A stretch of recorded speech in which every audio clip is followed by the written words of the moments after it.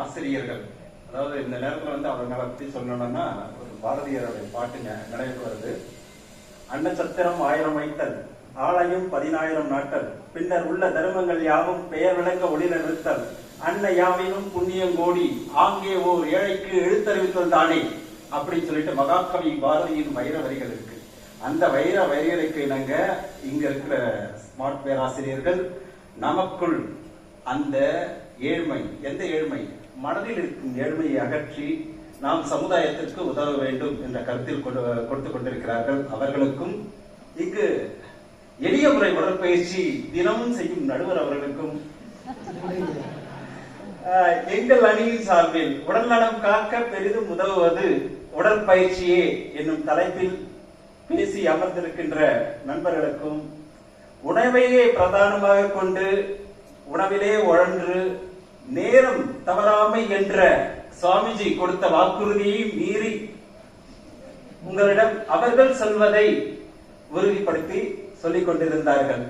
அவர்களுக்கும் வேதாத்திரிய தூதுவர்களாக போரில்லா நல்லுலகம், பொருள் துறையில் சமநீதி, நேர்மையான நீதிமுறை, நிலவுலகோர் ஆட்சி என்பதை வேதாத்திரிய தூதுவர்களான உங்களிடம் ஒப்படைத்து உங்கள் மூலம் எடுத்து செல்லும் உங்கள் அனைவருக்கும் என்னுடைய முதற்கண் மாலை நல்வணக்கங்களை தெரிவித்துக் கொள்கிறேன்.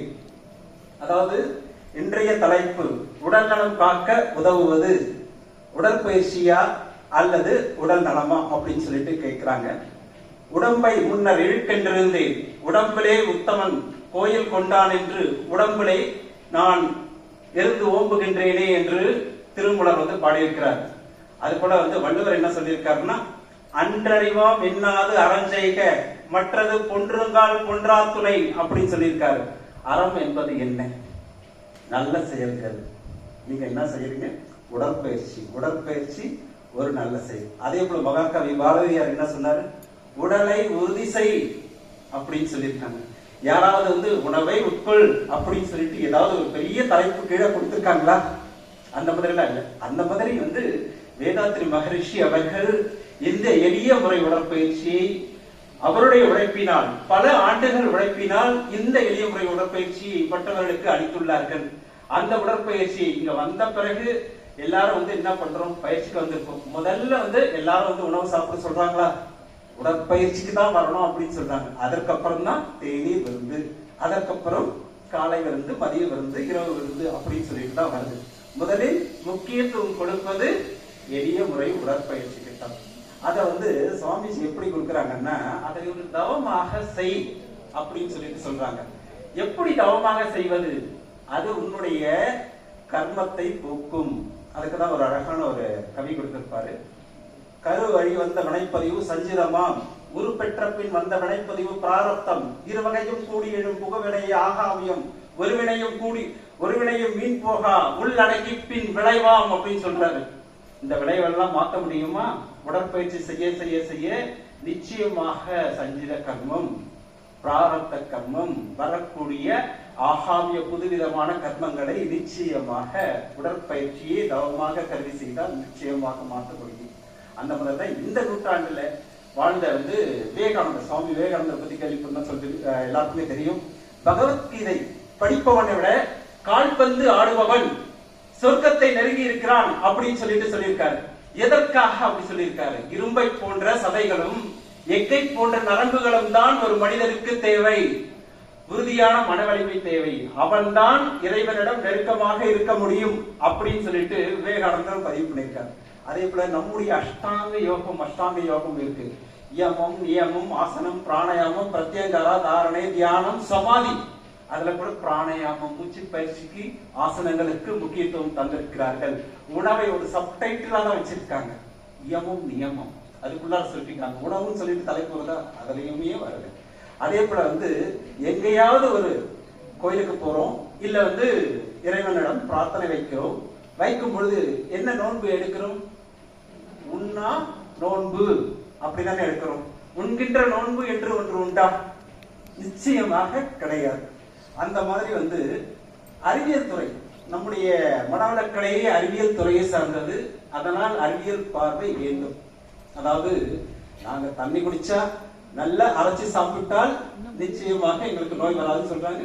அது ஏற்றுக்கொள்ளக்கூடியது. ஆனால் சர்க்கரை இன்றைய காலகட்டத்தில் சர்க்கரை வியாதி வராது, ரத்த கொதிப்பு வராது, எனக்கு புற்றுநோய் வராது என்பதை அறிவியல் பூர்வமாகத்தான் நிரூபிக்க வேண்டுமே தவிர என்னுடைய அனுபவம் என்று இந்த அனைத்து அறிஞர்களும் கூடிய அவையில் பதிவு செய்தல் நியாயம் இல்லை அப்படின்னு சொல்லிட்டு நான் கேட்டுக்கிறேன். அந்த மாதிரி அரை வயிறு உணவு எதிரணியில் பேசுறவங்க அரை வயிறு உணவு கால் வயிறு வெற்றிடம் அப்படின்னு சொன்னாங்க. யார் யாருக்கு வயிறு எந்தெந்த அளவு இருக்குன்றது யாருக்காவது தெரியுமா? அவர்கிட்ட இருக்குங்க சேல. கணவன் மனைவி இருக்கிறாங்க. கணவனுக்கு எவ்வளவு பெரிய வயிறு இருக்கிறது, மனைவிக்கு எந்த அளவுக்கு சாப்பிட்டால் கால் வயிறு நிறையும், கணவனுக்கு எந்த அளவுக்கு சாப்பிட்டால் அரை வயிறு நிறையும் என்று யாருக்காவது இருக்கா? அந்த மாதிரி உடற்பயிற்சிக்கு இருக்கிறது. எப்படி 30 நிமிடம் 5 நாட்கள் செய்ய வேண்டும். அதுக்கு தானே இந்த இன்னைக்கு ஹெல்த் வாக்குன்னு சொல்லிட்டு மதிப்புக்கும் மரியாதைக்கும் உரிய நம்மளுடைய சுகாதாரத்துறை அமைச்சர் வச்சிருக்காங்க. எல்லாருக்கும் தெரியணும், உடற்பயிற்சியின் அவசியம் தெரியணும் அப்படின்னு சொல்லிட்டு தானே வச்சிருக்காங்க. அந்த மாதிரி நம் உடல் செல்களால் ஆனது.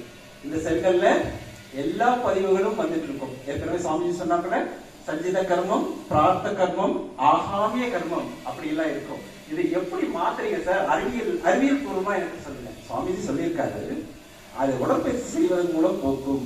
இப்பொழுது நான் இருக்கிறேன், இது உண்மை சம்பவம். என்னுடைய தாய்க்கு சர்க்கரை வியாதி இருக்கிறது. அவர்களுக்கு 50 வயது சர்க்கரை வியாதி வந்தது. ஆனால் இன்று எனக்கு 52 வயது ஆகிறது. எனக்கு இன்னும் சர்க்கரை வரட்டுமா வேண்டாமா என்று வெளியில் நின்று கதவு தட்டி கொண்டிருக்கிறது. ஏன்? பயிற்சி, உடற்பயிற்சி. உடற்பயிற்சியும் மூச்சு பயிற்சியும் செய்வதால் அதை வெளியே விட்டுவிட்டேன். அதாவது கவிமணி தேசிக விநாயகர் பிள்ளை ஒரு பாடல பாடியிருப்பார். காலை மாலை விளங்கிடம் காற்று வாங்கி வருவோரின் காலை தொட்டு கும்பிட்டே காலம் மோடி போவானே அப்படின்னு சொல்லிட்டு. அதனால உடற்பயிற்சியை முறையா செய்யணும்.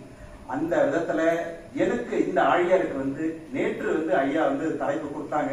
அதுல என் மனவாணி உதித்த ஒரு வானவில்லை உங்களிடம் உங்கள் மனக்கண்முன் ஒரு கவிதையாக சமர்ப்பிக்கின்றேன்.